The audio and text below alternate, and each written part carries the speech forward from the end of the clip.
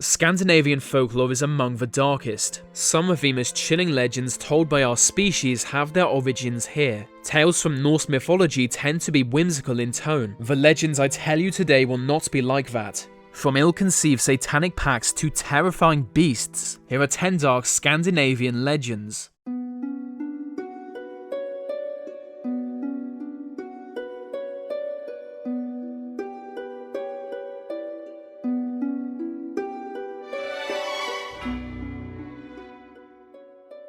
There is a monster that lives deep within a cave. The cave is hidden by large mountains, making it almost impossible to find, and those who do by chance enter the cave will soon be cannibalized. The monster inside is a giant hideous ogress. She rarely leaves her cave but occasionally does during thick snowstorms. She walks into remote villages and small towns looking for sleeping children. With her long arms and sharp claws, she pulls young children out of their homes and drags them away. By the time the children's parents realize she has vanished into the storm. Back at her cave, she cuts the children into pieces and cooks them into a stew to feed her own 70 children. After decades of losing children to her, an angry mob once gathered to hunt down and kill the ogress. They followed the creature into a snowstorm and, just like the children, were never seen again.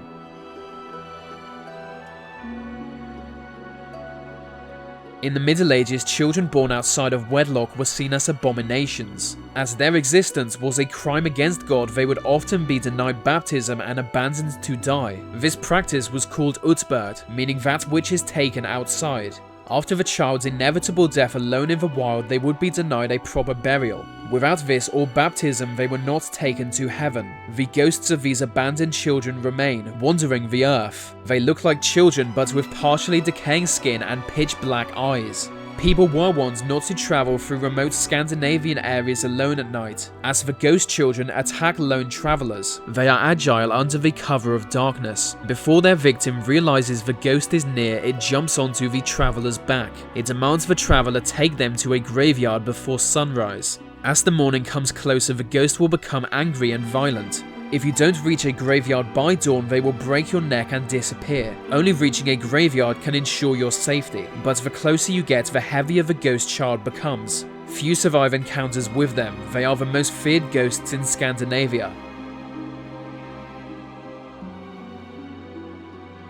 Many centuries ago, there was a notorious debt collector. He was a cruel man, and so hated in his village that locals called on the devil to claim his soul. After summoning Satan by unknown means, they demanded he take the man to hell. The devil was tempted by the man's soul as it was an especially dark one, but he was reluctant to do the bidding of humans, so the man was able to negotiate with him. They made a new deal as the man was able to trick even Satan. If they could find someone to ask the devil to take a different soul, the man would be free. Eventually, they encountered an old woman who was forced to be mute, but she now spoke, asking the devil to take the debt collector's soul. For years she had watched him cheat and abuse others, but never said anything.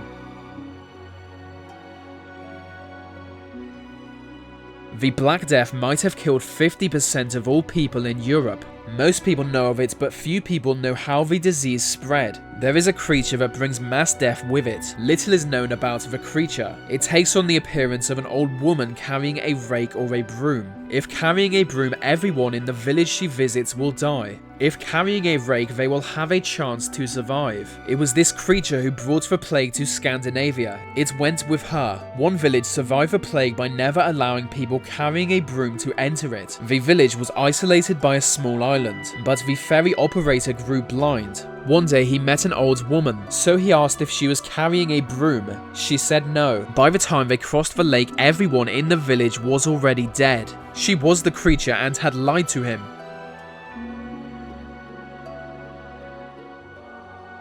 Hidden within burial mounds in the coldest and most remote parts of Scandinavia are strange undead creatures known as again-walkers. They are not ghosts but the reincarnated corpses of dead humans. They are the spirits of those who died at sea. Denied access to heaven or hell, the spirits enter ancient corpses and walk the earth again. They mostly remain in their burial mounds but sometimes emerge to spread their kind. Just a bite or scratch from an again-walker is enough to transform a living person into one. Normal weapons are useless against them as they are already dead. Your only option on seeing an undead is to run. They can sometimes visit humans in our dreams. Dreaming of them means one of two things. Either you will be driven insane by it, or a horde of undead is coming to kill everyone you know, and you will be the last to die.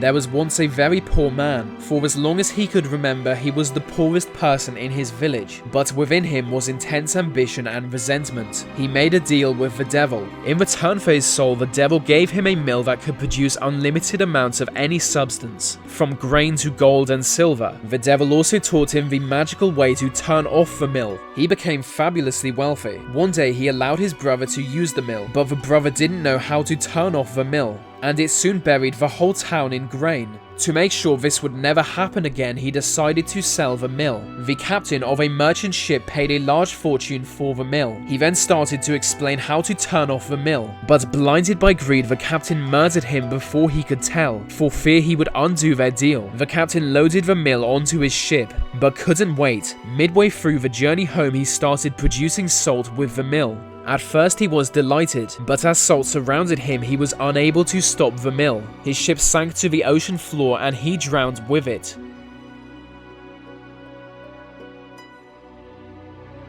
There have been many plagues and many superstitious solutions. There was a time when it must have seemed like every village had its own method of preventing plagues. One remote village used human sacrifice. Many centuries ago they tried every known method, but when all failed, they in desperation took a young child and buried him alive. The boy screaming horrified those who covered him with dirt, but the old man who advised this insisted they let him die. The plague died down after the boy's death, and from that day, at the first sign of any plague, a small child was buried alive in that village.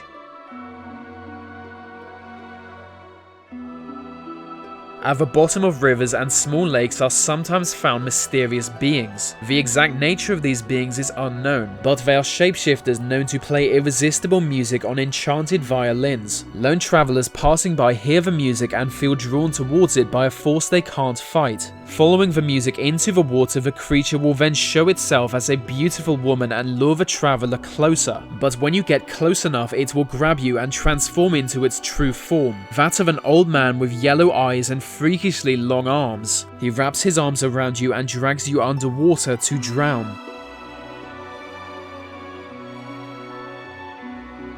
Stockholm subway is said to be home to a mysterious train known as Silverpilen, which means silver arrow. It can only ever be seen stopping at stations which are now abandoned, usually by subway workers or urban explorers. It's always empty, but with lights lit like a functional train, and so those who see it are often lured onto the train. But the moment they step foot onto the carriage, the door closes behind them. The train will then begin to move. A minority of passengers will return maybe several months or years later, in a state of confusion, but most who step onto the train simply disappear and are never seen again.